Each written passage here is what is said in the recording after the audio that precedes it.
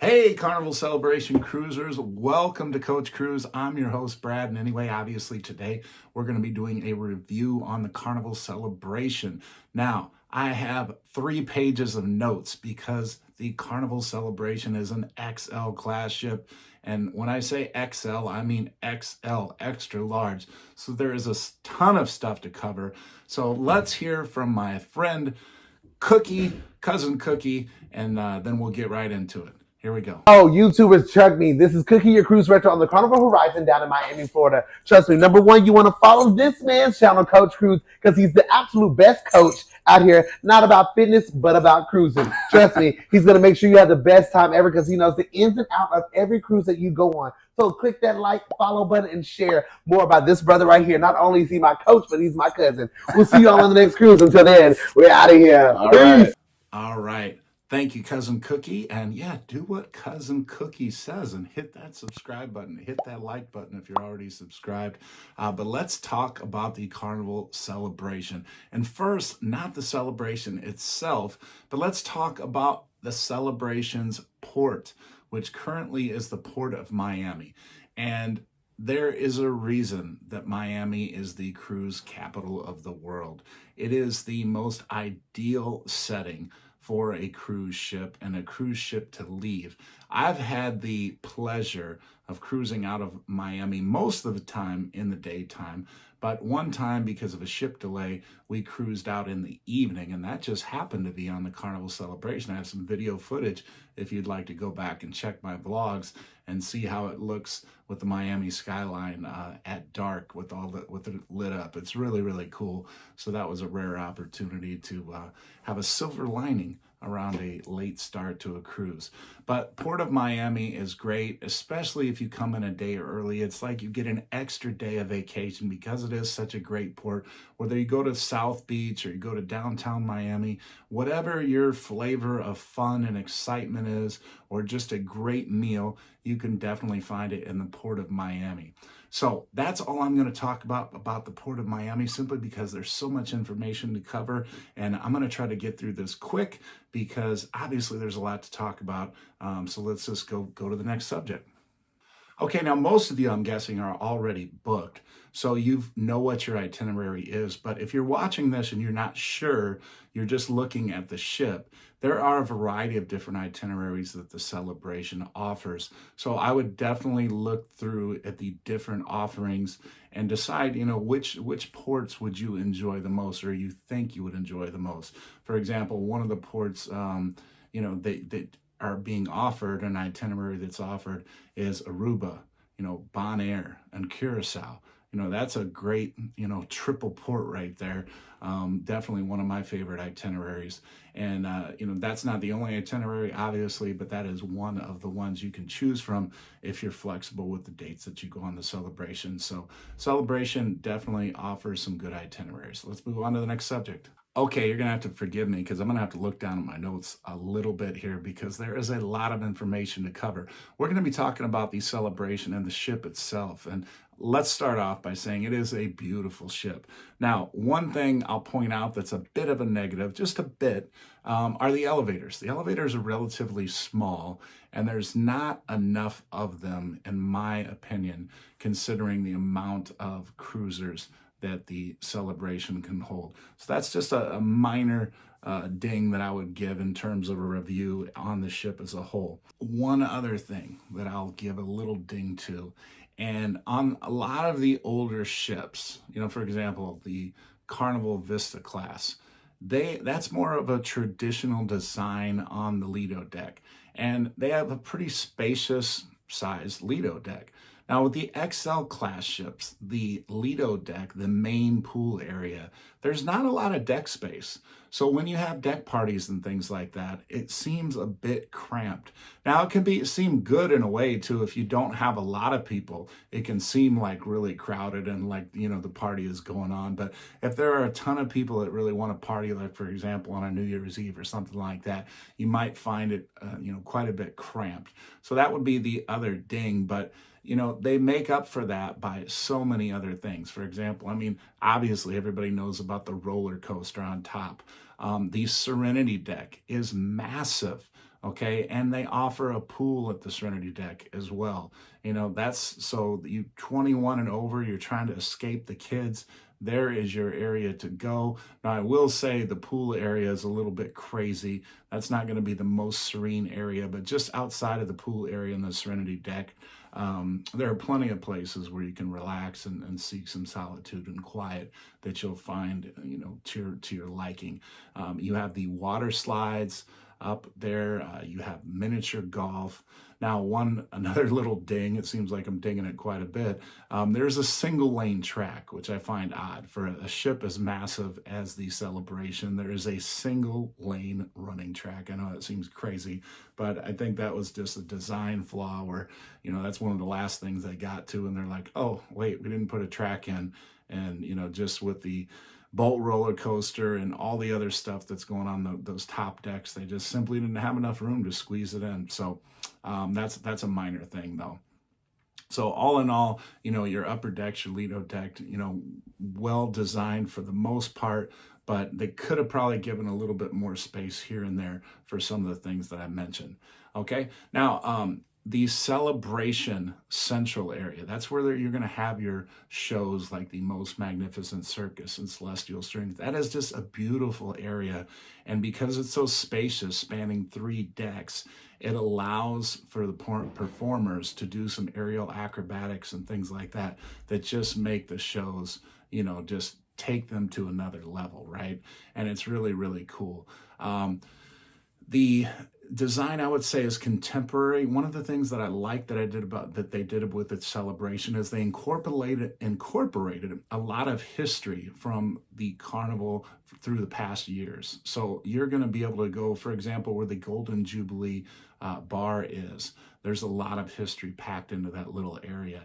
I won't tell you what it all is. You can explore on your own and kind of figure it out. But, if you're into that kind of thing and you like connecting the history to the present, it's a really cool touch on the Carnival Celebration. So let's move on to the next subject. One thing I want to add before we move on to the next subject, though, is it does have a second theater. I mentioned Celebration Central. That's where you're going to see the Most Magnificent Circus and Celestial Strings and the shows. But they have a separate theater, and oftentimes in those theaters, you might find something like, Love and Marriage Show or Family Feud or Name That Groove, shows like that, or trivia or bingo and things. And that's a very large theater. So the added theater is a nice addition because usually, most carnival ships obviously just have the one main theater, but this XL class, you have a second theater. So a lot of entertainment being offered every single day of the cruise. So you're going to love that. All right. Now, speaking of entertainment, I mentioned in Celebration Central. Now, they have 3 main shows that I'll say that they're going to show there. They do a lot of other things in Celebration Central, but in terms of theater shows, you're going to have 3 main shows. And the 3 main shows are Celestial Strings, which is probably most people's favorite show of all time that Carnival has put out. If you've never seen Celestial Strings, it is an absolute must. Now, you're not going to get the aerial acrobatics and things like that, but you don't need to, because it's just a fabulous show. You are going to love it. I can almost guarantee it. Now, secondly, the hyped show that everybody's talking about. They're like, oh, this is so great. This is so great. The Most Magnificent Circus. And yes, you are going to see aerial acrobats and things like that there. To me, they don't play as big of a role in the performance as other shows do, like on the Mardi Gras, but they do add something to the show for sure. And then We Are One, that's usually showed. Now, the Most Magnificent Circus, since it is such a sought after show, they show it multiple times. At least currently that's what they're doing. On my most recent cruise, they showed it 5 times. Now, one bit of advice, and this was from my friend and the cruise director, Lee Mason. He said, you know what, Coach, just skip it the first night. And on the second night, that they offer it, or the third showing or the fourth showing. Wait until then, because everybody, those first couple showings, just try to pack the theater, and because they want to make sure they see it and everything, that people are fighting for seats and things like that, and you might not get the best seat.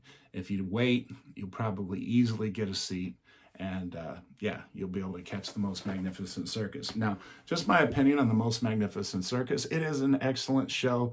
It definitely is. Maybe because it was hyped up so much, I expected it to be even better, but it was very good. I think you'll like it.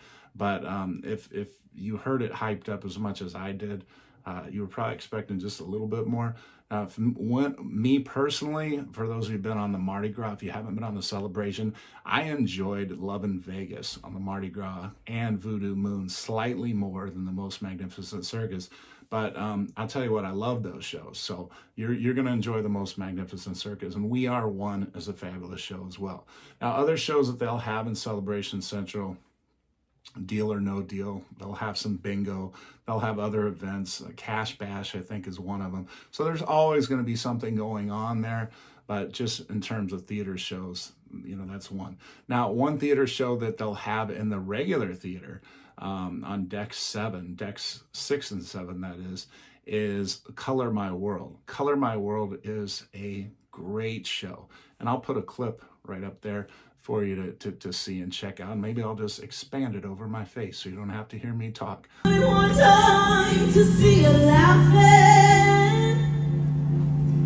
I only wanna see you laughing in the purple rain, purple rain, purple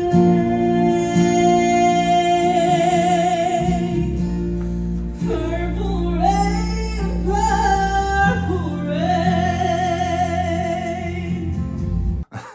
But it's a really cool show, and as you can see, they play on color a lot, in that particular performance. But yeah, I would go check that out. Family Feud, Deal or No Deal, Love and Marriage. There is always something going on. So a lot of entertainment. Then on top of that, you have live music. Now, for those of you that like a more traditional band, go to Guy's Brew House Smokehouse, and you're going to find a wonderful band performing, almost on a daily basis for a couple 2-3 hour sets. And then you'll see some single and duet type performers down by, say, Latitudes Bar, or at the Golden Jubilee. The violin trio, for example, is always good. I always enjoy sitting down listening to them for a few songs. So the live music, and then you have your punchliner comedy. And because it's such a big ship, they offer 2 different venues. They have a separate venue just for the punchliner comedy. And then they use the Limelight Lounge, which is behind the Alchemy Bar on deck 7, to host other comedy shows. So there's going to be a lot of comedy going on. You'll often see long lines like you do on other Carnival ships, but just like most Carnival ships, the line seems like there won't be any seats at all, and then you get in there and you're like, there's still plenty of seats. So I wouldn't worry about that too much. You'll probably still get a seat, so don't panic too much, but you definitely might want to get in line a little bit early to make sure you're not sitting all the way in the back or behind a pole or something. And then you have your piano bar. And the piano bar performer is usually really good on the XL class ships. They usually save the best performers for those top ships. So you're usually going to get a pretty good one. So for those of you that like the piano bar, you're going to really enjoy it. I know I'm rushing through this. If I forget to mention something, by all means, put in the comments, a question you might have, and hopefully I'll have the answer for you. And also just put in the comments what you liked or didn't like, or what you wish I'd have said more of or said less of. I'm always looking to try to get better. So let's move on to the next item. Okay, so everybody likes the theater. Well, I shouldn't say everybody, but a lot of people really enjoy the deck parties and the themed parties and things like that. So they do have your traditional sail away party, and you have your rock and glow party, you have your white night, and then depending upon the season, there might be some other parties as well, to kind of liven things up, and then they have line dancing and things like that they're doing on these XL class ships, like country line dancing, and they have a variety of different parties that you can get involved in on the XL class ship. Not to mention, they have the club, the dance club. I failed to mention the karaoke as well when we were talking about entertainment. Now, the thing I think that makes a great deck party is having a great cruise director and a great fun squad leading the party, right? There's something about having someone that can bring everyone into the event and get everybody, jumping around, dancing, having fun, laughing, smiles on your faces and everything else. And for those of you going on the Carnival celebration, I'm pleased to tell you, you have two-time Cruise Director of the Year, Mr. Lee Mason. He's absolutely wonderful. I'm honored to call him a friend. And, not just because he's a friend, but obviously he's won Cruise Director of the Year 2 times in a row. So, his resume speaks for itself. You will have an absolutely wonderful time with him. He keeps the party going. And so rest assured, if you like to party, you're going to have a great time on the Carnival celebration as far as that goes. Now, let's get to the good stuff. Let's get to the food. Okay, so you all don't know this, but I just filmed a video clip talking about the food on the Carnival celebration, my review of it, and the clip ended up lasting almost 30 minutes.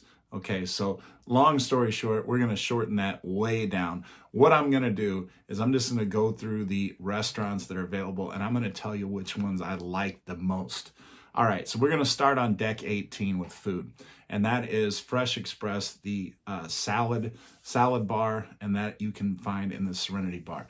Now, go down to deck 17, and the restaurant you have available to you there is the iconic Guy's Burgers. Most of you know about Guy's Burgers, so I won't say any more. Now we're going to get down to the main Lido deck. At the back, we're going to start at the back of the ship, and Shaq's Big Chicken is where you'll find at the back of the ship, right by the tides pool there. And if you walk through the Lido Marketplace buffet, obviously there's a wide assortment of food choices there, but you can walk all the way through there. And if you get over to the main pool and cross the other side of the pool there, you're going to find the Blue Iguana Cantina. That's where you'll get your tacos and burritos. Just the other side of that, there is the Seafood Shack. Now, those items are at a cost, but they have all your varieties of different seafood that you can purchase. Some fresh, some fried. Right next to that, you have Street Eats, which is only available on the XL class ships, but it's basically a street style appetizer portion. My favorite in that little section of Street Eats is the fries station, and they load up fries with different toppings and things like that depending upon the day of the cruise. All right, so now we are going to go down all the way to deck 8, and we are going to start at the back of the ship at Guy's Smokehouse Brewhouse. Needless to say, they're going to have a lot of barbecue, smoked barbecue items there available for you, as long as with some appetizers and some sides and things like that. All right, now as you leave there and you start moving toward the forward of the ship, you go past Rudy's Sea Grill. Now that is a specialty dining restaurant that's at a cost $48. Some upscale seafood selections there, but again, it's $48 per person. It's at a cost, so say what you will about that. I won't touch on that too much more, but you can look into it or ask me questions in the comments if you'd like to know more about that. Now, once you leave the Sea Grill, you're going to come up on the Deco Deli. Now, these are sandwiches that are available for free, and they have a wide variety of sandwiches, including a Miami-themed Cuban sandwich that is really tasty, so they have that there. Then also, right next to the Deco Deli is the pizza station, where you can get as much pizza as you want. They offer at least 5 different styles of pizza that you can get there. So if you're a pizza fan, that's where you want to go. Now, as you continue to walk toward the forward on deck 8, you're going to cross Bonsai Sushi. Now, Bonsai Sushi is at a cost, but they have sushi rolls. They'll sell sashimi. They'll sell sushi boats, bowls of noodles and things like that. So a wide variety of, and the cost isn't crazy expensive or anything like that. It's not super cheap, but it's not expensive either. So if sushi's your thing, that might be a place for you to check out. Right next to that is Bonsai Teppanyaki. Now that is a lunch or dinner experience that you have to make reservations for. It's usually like $35 to $40 depending upon lunch or dinner. And if you get the dinner selection, for example, you'll be seated at a station of about 10 to 11 people. So you could have your family and maybe a couple other small families there as well joining you. But then you have your own personal chef that's cooking right in front of you. And you have your choice of steak, chicken, lobster, and a couple other selections as well. All right, so if you keep walking forward now, you're going to run into Shebang, which is the Mexican and Asian fusion restaurant. One half of the menu is Asian themed, the other half is Mexican themed, and a wide variety of choices there for you. Some people really love that particular restaurant, and some people are like, eh. One place I did forget, we're going to back up. After you leave the Pizza Pirate, you're gonna actually on your left, just up ahead, is Cucina del Capitano. That is a free offering on XL class ships, so be sure to take advantage of that. Obviously, they're gonna have a lot of pasta selections, chicken parmesan, spaghetti carbonara, a whole bunch of different selections there, and that is free, so you can check that out. I just mentioned Shebang, and that gets us off of deck 8. Now, if we go to deck 7, most of deck 7 is the casino. So we're going to go past the casino. When we come out of the casino, we're going to pass the Alchemy Bar. Shortly after we pass the Alchemy Bar, on our right-hand side, we are going to see the Steakhouse Bar. And that, of course, is where the steakhouse is. Now, the steakhouse is at a cost.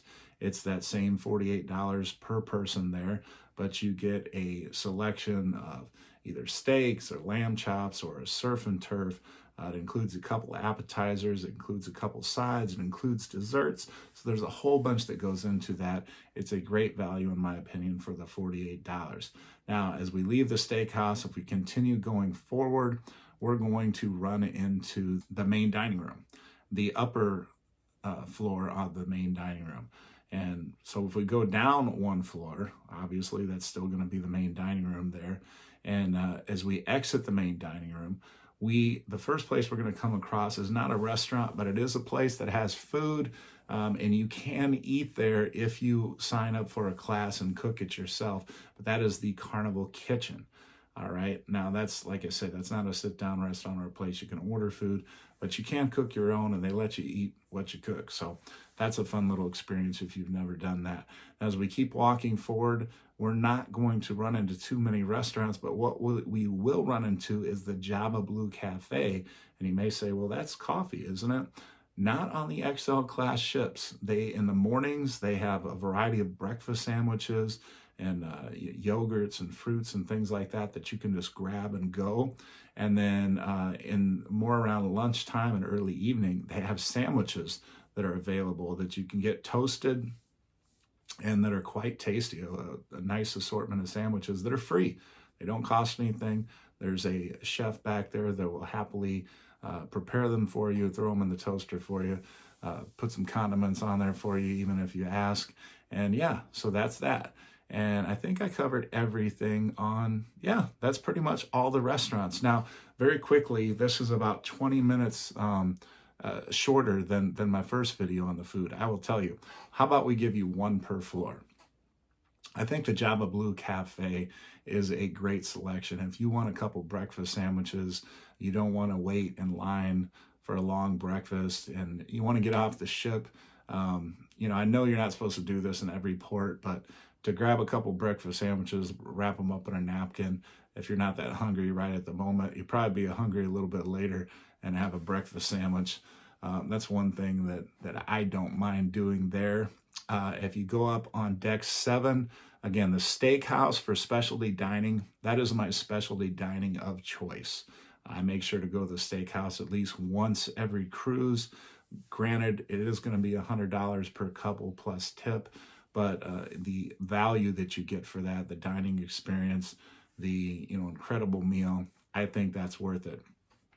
Up on deck 8, that's a little tougher choice, but I would say it would be a toss-up between the deli and Cucina de Capitano, but more for the dining experience and all, and the fact that it's free.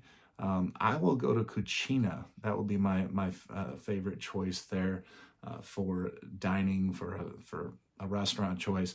And now let's go all the way up to deck 16.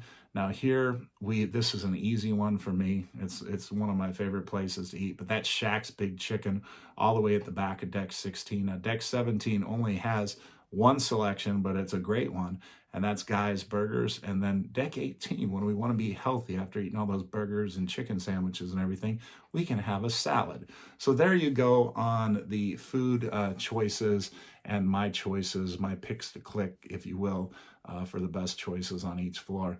And that covers the food selection and my review of them. And any specific questions in regards to the food, feel free to put it in the comments and I will answer that for you. But I just wanted to shorten the video down, and we went from 30 minutes down to 10 minutes. So I think we did okay. So that sums up the celebration. And, I can tell you this, I've been on the celebration a couple times, and I'm signed up to go back on the celebration a couple more. I love the ship. It's a great ship. Is it perfect? No. But is any ship perfect? There's some ships you love, but there's probably, if you got really picky, you could probably pick something that you didn't quite like, that wasn't quite perfect or whatever. That's the case. That might be the case with the celebration, but some minor flaws, some minor things that I would do differently or whatever. But I have to say that I love the Carnival celebration. I think you will love it as well. I hope you have some great food. I hope you have some great fun, some great laughs, and some great memories when you go on the Carnival celebration. But I am confident in saying that I think you will enjoy her quite a bit. Hopefully the crowds don't bother you too much. I know that does bother some people.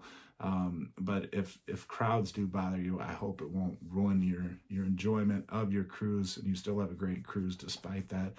And that's about it. So if you haven't already become a subscriber, I hope you'll hit that subscribe button and at least hit that like button for me. And thanks so much for watching, and you have a fabulous cruise on the Carnival celebration. Take care, everybody. Do such an awesome job. Oh, sure. And secondly, and this one is huge, like and subscribe.